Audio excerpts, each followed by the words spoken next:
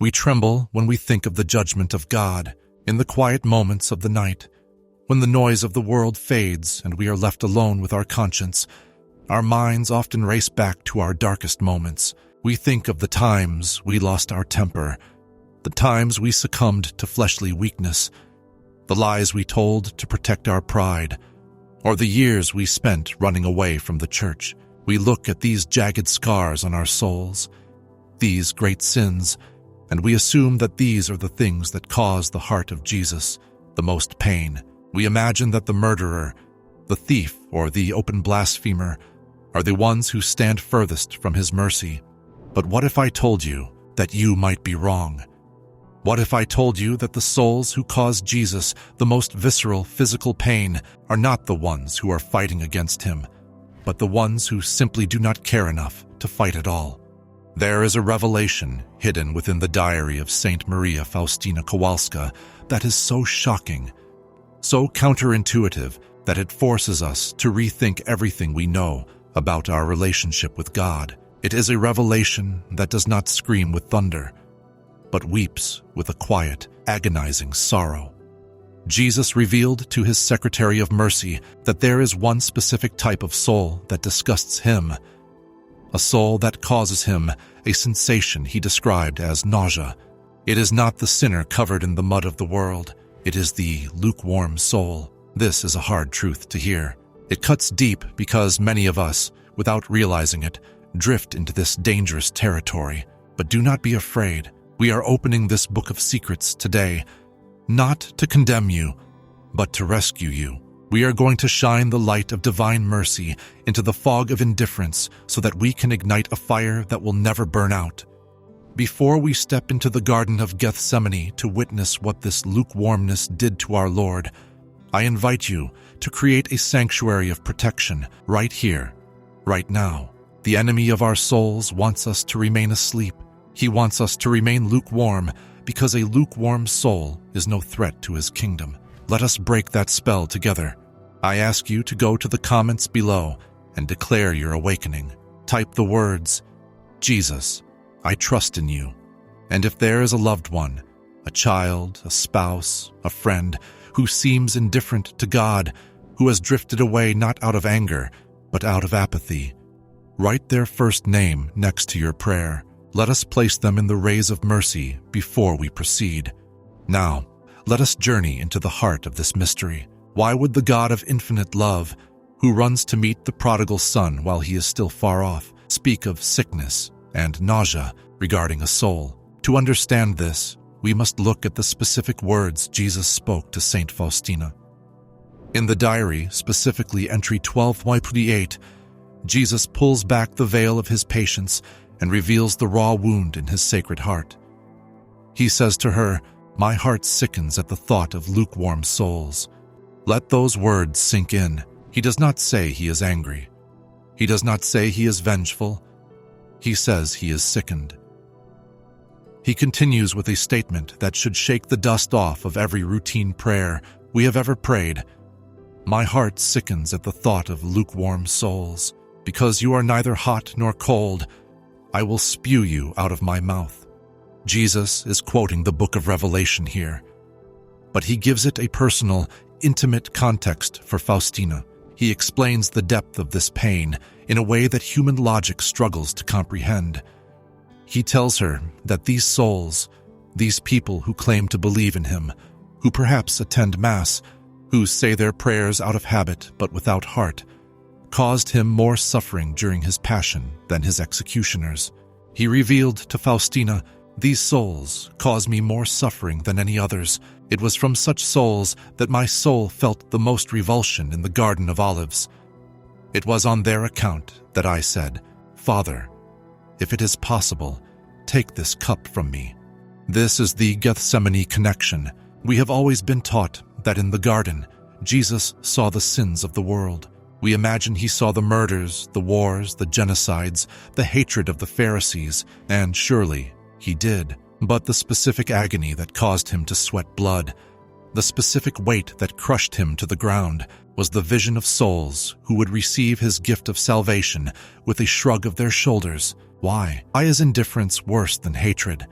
Think of it in terms of a marriage. If a husband and wife are arguing, if there is yelling and disagreement, there is still passion. There is still an engagement of hearts. There is still a desire for the other person to understand, even if it is expressed poorly. The relationship is alive, even if it is wounded. But imagine a marriage where one spouse speaks of love, and the other simply looks through them. Imagine offering a gift that cost you your life, and the recipient takes it, puts it on a shelf without looking at it, and turns back to the television. Hatred is hot, it is a fire, and fire can be redirected. A soul that hates God is a soul that is obsessed with God. That energy, that focus, can be turned by grace into a blazing love. St. Paul hated the early church. He hunted Christians. He was hot. And when Jesus met him on the road to Damascus, that heat was instantly transformed into the greatest missionary zeal the world has ever known. But lukewarmness is stagnant water. It is a swamp. It creates nothing. It moves nowhere. Jesus calls these souls a dead weight on his heart. In Entry 1702, he tells Faustina, "There are souls who thwart my efforts, souls without love or devotion, souls full of egoism and selfishness, souls that are proud and arrogant, full of deceit and hypocrisy, lukewarm souls who have just enough warmth to keep them alive. My heart cannot bear this. All the graces that I pour out upon them flow off them as off the face of a rock. I cannot stand them because they are neither good nor bad." This is the terrifying reality of the spiritual sleepwalker. The lukewarm soul is the hardest to convert because they do not believe they need conversion. The great sinner knows he is in the dark. The thief knows he is stealing. The adulterer knows he is betraying. They feel the guilt, and that guilt is the crack where the light gets in. But the lukewarm soul says, "I am a good person. I go to church on holidays. I don't kill anyone. I am fine." They have inoculated themselves against the gospel with small doses of religion. They have just enough of Jesus to feel safe, but not enough to be saved. They treat the creator of the universe like an insurance policy, something to have in the drawer just in case, but not something that changes how they live their daily life. St. Faustina writes that, during her visions, she saw that this indifference was the very reason Jesus felt such crushing loneliness. In the Garden of Olives, as the apostles slept, Jesus saw down the corridor of time. He saw you, and he saw me. He saw the moments when we would come to receive his body and blood in the Eucharist, with minds completely distracted by our phones, our work, or our dinner plans. He saw the times we would rush through our prayers just to get them over with. He saw the times we would refuse to help a neighbor because it was inconvenient, despite calling ourselves Christians. This lukewarmness is a lack of love. It is a refusal to sacrifice. It is wanting the crown without the cross. Jesus told St. Faustina, "I have a special love for the sinner who knows he is a sinner, but the soul that thinks it is perfect, that has no fire, this soul makes me want to vomit." This sounds harsh. It sounds violent, but we must understand the heart of the physician. If a doctor sees a patient with a gangrenous limb, he does not speak soft words. He speaks of amputation, of urgent surgery. He speaks drastically because the situation is drastic. Jesus uses this language of nausea to shake us awake. He is screaming at the sleepwalker who is about to step off a cliff. The danger of the lukewarm soul is that they are technically inside the fold, but their heart is far away. They are the ones at the wedding feast who are not wearing the wedding garment. They are present physically, but absent spiritually. In another profound encounter, St. Faustina records the words of Jesus regarding the Feast of Mercy. We know that the Divine Mercy Novena is a powerful vessel of grace, where for 9 days we bring different groups of souls to the abyss of His mercy. But do you know which day is the most difficult? Do you know which group of souls Jesus asks for on the 9th and final day? It is not the heretics. It is not the pagans. It is the lukewarm souls. Jesus says to her, Today bring to me souls who have become lukewarm, and immerse them in the abyss of my mercy. These souls wound my heart most painfully. My soul suffered the most dreadful loathing in the Garden of Olives because of lukewarm souls. They were the reason I cried out, "Father, take this cup away from me, if it be your will." For them, the last hope of salvation is to run to my mercy. Notice the urgency. For the lukewarm soul, the last hope is his mercy. Why last hope? Because reason will not reach them. Fear will not reach them. They are numb.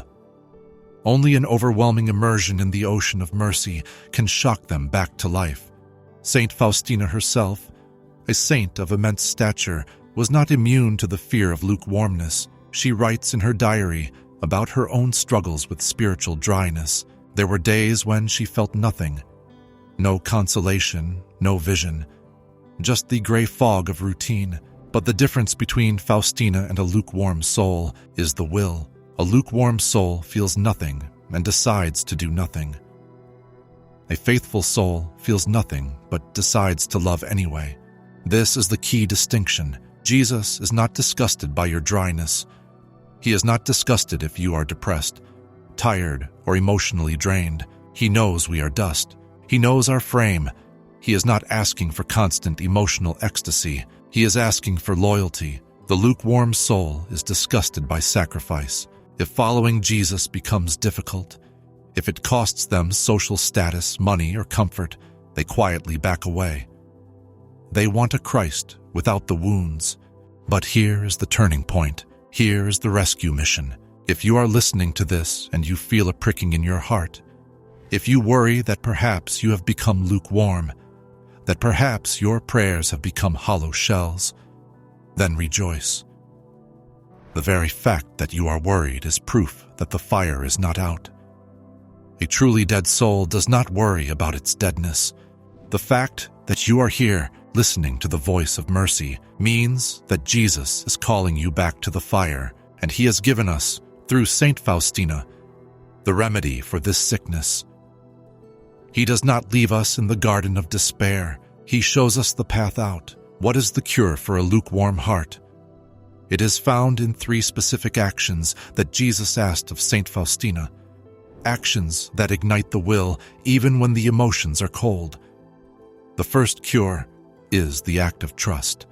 Trust is the firewood. When you feel nothing, when God seems silent, when you don't want to pray, that is the most powerful moment to pray. Jesus told Faustina, "The graces of my mercy are drawn by means of one vessel only, and that is trust. The more a soul trusts, the more it will receive." For the lukewarm soul, trust is an act of war against apathy. It is saying, "Jesus, I do not feel you, but I trust you. I do not want to do this, but I offer it to you." This small friction creates a spark. The second cure is the meditation on the Passion. Jesus explicitly told Faustina regarding lukewarm souls, "There are few souls who contemplate my passion with true feeling. I give great graces to souls who meditate devoutly on my passion." Why does this cure lukewarmness? Because you cannot remain indifferent while standing at the foot of the cross. When we force our minds to look at his wounds, to hear the hammer on the nails, to watch him suffocate for love of us, our petty selfishness begins to melt. The ice around the heart cracks when it is exposed to the heat of his suffering. If you feel cold, go to Gethsemane, sit with him there. Do not say many words. Just watch him sweat blood for you. The third cure is the deed of mercy. Lukewarmness is essentially selfishness. It is turning inward. The cure, therefore, is to turn outward. Jesus demands, "I require you to make acts of mercy, which are to arise out of love for me. You are to show mercy to your neighbors always and everywhere. You must not shrink from this, or try to excuse or absolve yourself from it." He gives us 3 ways: distinct words of kindness, prayer for others, and deeds of love. When a lukewarm soul forces itself to serve another person, to feed the poor, to visit the sick, to forgive an enemy, the spiritual blood begins to circulate again. You cannot stay lukewarm when you are washing the feet of another. We must remember the vision Saint Faustina had of the two roads. She saw one broad road, covered in flowers and filled with music, where people walked dancing and happy. But at the end of the road was a precipice, and they fell blindly into the abyss. These were the souls of the world, distracted and indifferent. Then she saw a narrow path, covered in thorns and stones. The people walking it had tears in their eyes and suffered various pains. But at the end of this road was a magnificent garden, and waiting there was Jesus. The lukewarm soul tries to walk the broad road while holding a rosary. They want the flowers of the world and the heaven of God. But Jesus tells us, gently but firmly, that we cannot serve two masters. We cannot be half alive. This revelation of his disgust is actually a revelation of his jealous love. He is jealous for you. He refuses to share you with the nothingness of mediocrity. He wants all of you. He would rather you be a great sinner who crashes into his arms in a storm of repentance than a polite stranger who keeps him at the door. Think of the promise he makes in Diary Entry 1486. The sinner will not escape my hand, but if they run away from my merciful heart, they will fall into my just hands. And yet, immediately after, he says, tell aching mankind to snuggle close to my merciful heart, and I will fill it with peace.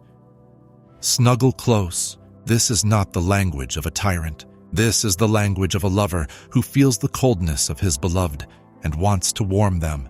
If you recognize yourself in the description of the lukewarm soul, do not despair. The nausea Jesus feels is because he cannot get close to you when you are surrounded by the bubble of your own pride and indifference. He wants to burst that bubble. There is a beautiful moment in the diary where Faustina asks Jesus for a soul that seemed lost in this fog. She writes, Jesus, look at the tears of your mother. Jesus, I plead with you for this soul. And Jesus answers her.